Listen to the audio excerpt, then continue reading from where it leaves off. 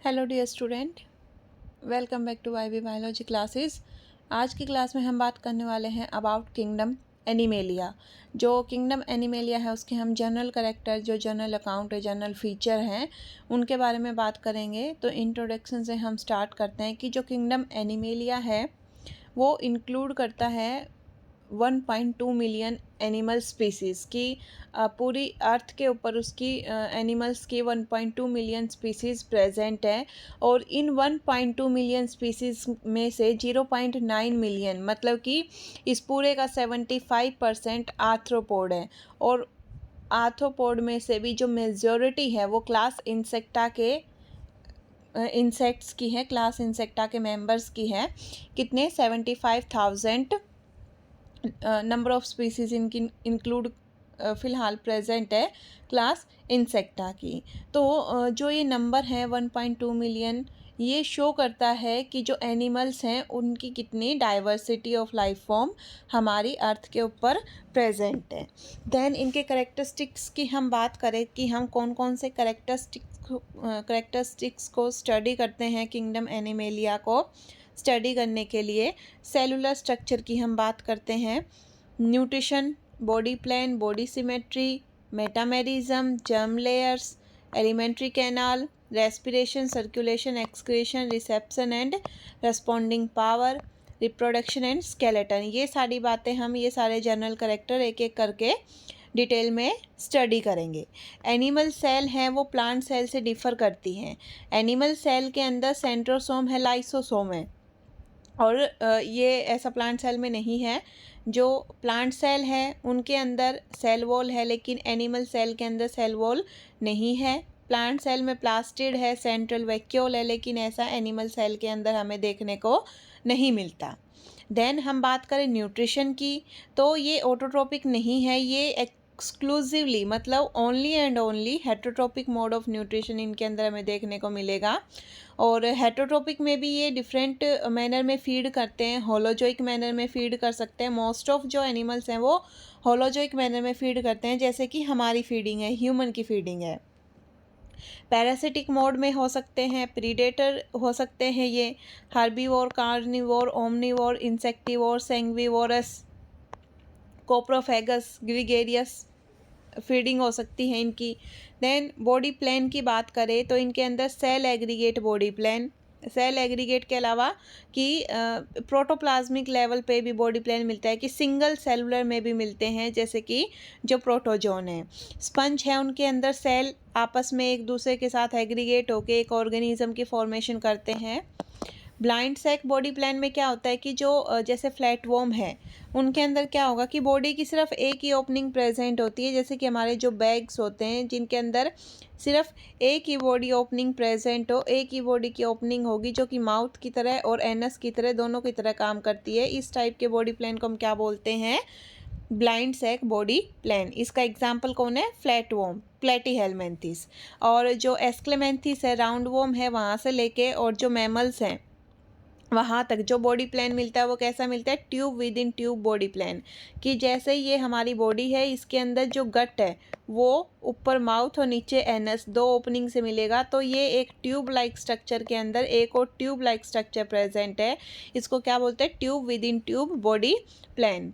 Then symmetry की हम बात करें तो यहाँ पर जो सिमेट्री है वो एसिमेट्रिकल फॉर्म भी मिल सकती हैं, जैसे कि स्नेल है, स्पंज है, और सिमेट्रिकल फॉर्म भी मिलती हैं। सिमेट्रिकल फॉर्म में कैसी? Radial symmetry and bilateral symmetry. Radial symmetry किन किन में? सिलेंट्रेटा से सिलेंट्रेटा एंड एकाइनोडर्मेटा में। और जो बाइलेटरल सिमेट्री है वो किस में?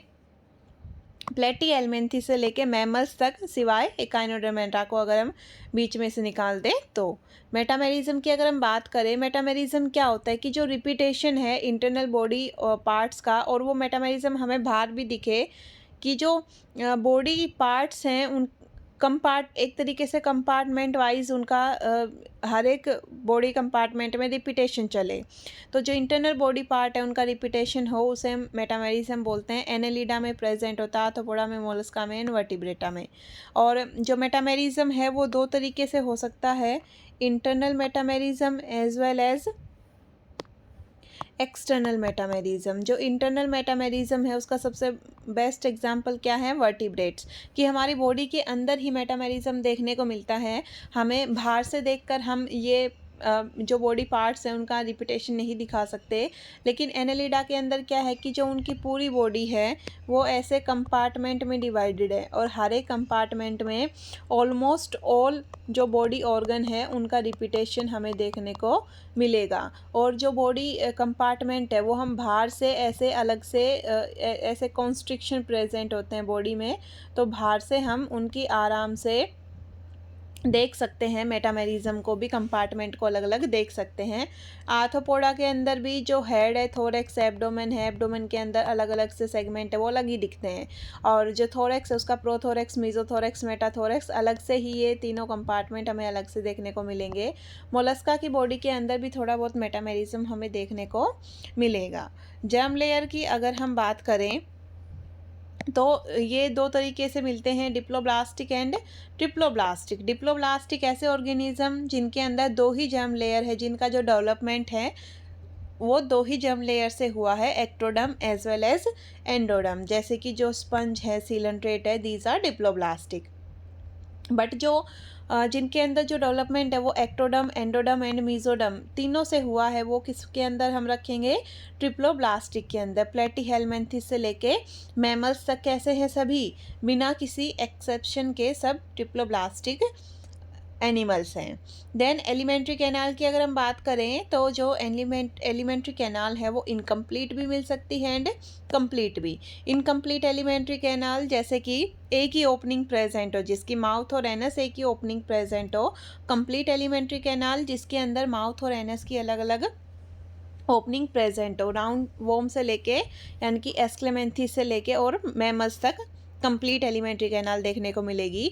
जो एलिमेंट्री कैनाल है उसकी ओपनिंग या तो एनस के थ्रू हो सकती है या फिर क्लोइकल अपर्चर के थ्रू हो सकती है फॉर इजेशन, कि इंजेशन के लिए तो माउथ प्रेजेंट है, खाने को अंदर डालने के लिए तो माउथ है, लेकिन जो अनडाइजेस्टेड वेस्ट है उसे बाहर निकालने के लिए दो तरीके की ओपनिंग प्रेजेंट हो सकती है। एक तो प्रेजेंट हो सकती है एनस और दूसरी क्लोइकल अपर्चर। जो क्लोइकल अपर्चर है वो एक कॉमन ओपनिंग है किस किस की, एलिमेंट्री कैनाल की, रिप्रोडक्टिव पार्ट्स की एंड जो एक्सक्रीटरी पार्ट है उनकी। ये तीनों एक ही ओपनिंग के अंदर खुलते हैं, एक ही बैग लाइक स्ट्रक्चर के अंदर खुलते हैं, क्लोइका के अंदर।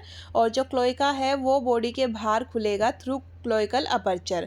तो ये तीनों एक बैग लाइक सैक में खुलेंगे जिसको हम क्लोइका बोलते हैं, और जो क्लोका है वो क्लोइकल अपर्चर के थ्रू बॉडी से बाहर खुलेगा। तो इन तीनों की अलग अलग ओपनिंग ना होके एक कॉमन ओपनिंग प्रेजेंट होगी।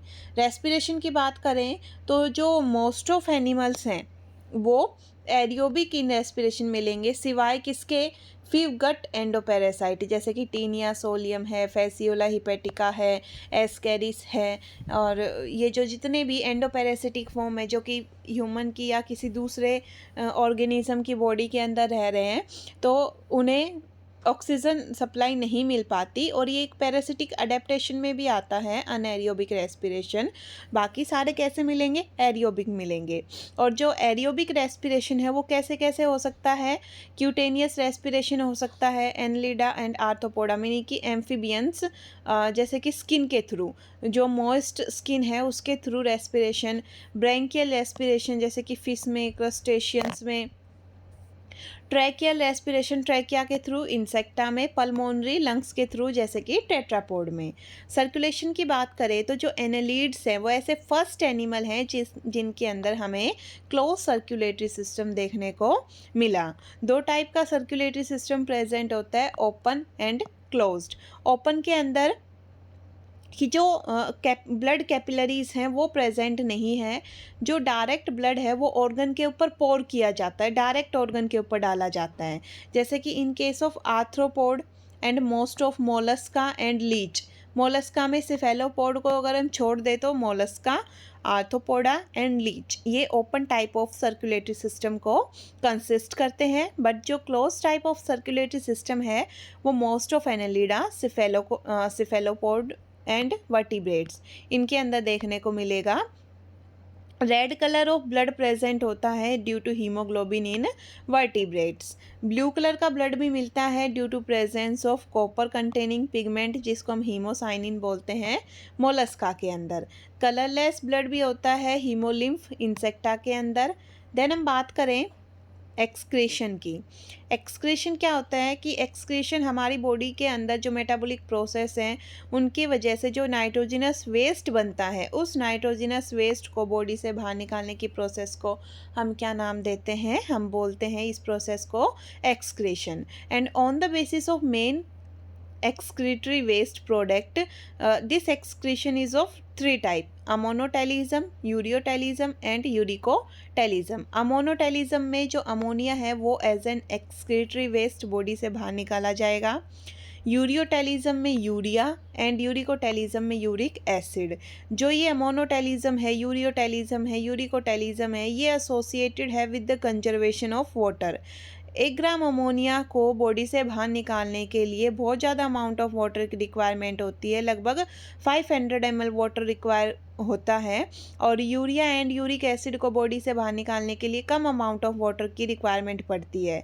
जो जैसे कि जो बर्ड्स हैं, लैंड रेप्टाइल्स है, एग लेइंग मैमल्स है, जो कि पानी को कम इनटेक करते हैं या फिर ऐसे एरिया में रह रहे हैं जहाँ पर पानी कम है, तो ऐसे ऑर्गेनिज्म के अंदर जो नाइट्रोजनस वेस्ट है वो यूरिक एसिड की फॉर्म में सिक्रेट आउट होगा, क्योंकि यूरिक एसिड को बॉडी से एज एन सॉलिड पेस्ट की तरह बॉडी से बाहर निकाला जाता है और इन्हें बाहर निकालने के लिए बॉडी में कम वाटर की रिक्वायरमेंट पड़ेगी एंड ये कम टॉक्सिक होते हैं। जबकि अमोनिया है वो काफ़ी टॉक्सिक फॉर्म है।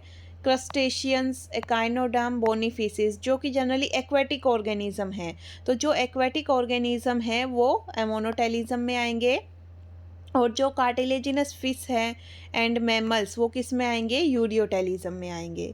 एक्सक्रीटरी ऑर्गन कौन कौन से हो सकते हैं, फ्लैट वॉर्म्स के अंदर प्रोटोनेफ्रिडिया, जिसे हम फ्लेम सेल भी बोलते हैं। नेफ्रिडिया किस में मिलते हैं, एनालिड्स में। इंसेक्टा के अंदर मार्फिजियन ट्यूब्यूल, मेन की हम बात करें मार्फिजियन ट्यूब्यूल्स। अरेक्निड्स जो मकड़ियाँ होती हैं, कोक्सल ग्लैंड्स। एंड वर्टिब्रेट्स के अंदर किडनी, वर्टिब्रेट की जो किडनी है वो भी अलग अलग लेवल पे मिलती है। देन हम बात करें रिसेप्शन एंड रिस्पॉन्डिंग पावर की, तो जो एनिमल है उनके अंदर कुछ receptor, some kind of receptor मिलते हैं, जैसे कि आई है, ईयर है, ताकि वो अपने आसपास के एनवायरनमेंट में होने वाले चेंज को डिटेक्ट कर पाएँ। जो सेंट्रल नर्वस सिस्टम है वो नॉन कोऑर्डेट के अंदर कैसा मिलेगा, वेंट्रल, सॉलिड एंड गैंग्लियोनेटेड। और कोऑर्डेट के अंदर कैसा मिलता है, होलो, अंदर से खाली मिलेगा। डोर्सल ऊपर की ओर मिलेगा एंड नॉन गैंग्लियोनेटेड मिलेगा। देन रिप्रोडक्शन की अगर हम बात करें तो on the basis of reproductive behaviour जो एनिमल हैं वो 3 तरीके के हो सकते हैं, oviparous, ovoviviparous and viviparous. Oviparous means egg laying, जो कि एग ले करें। जितने भी बर्ड्स हैं, बोनीफिसिस है, मोस्ट ऑफ बोनीफिसिस है, एम्फीबियंस है, रेप्टाइल्स हैं एंड प्रोटोथीरियन मैमल, ये ओवीपेरस है, ये एग को ले करेंगे। इनके जो एग हैं उनके बाहर शेल प्रेजेंट होगा और एग के अंदर काफ़ी अमाउंट में योक भी डिपॉजिट किया जाता है, तो ये मैक्रोलसाइथल एग ले करते हैं।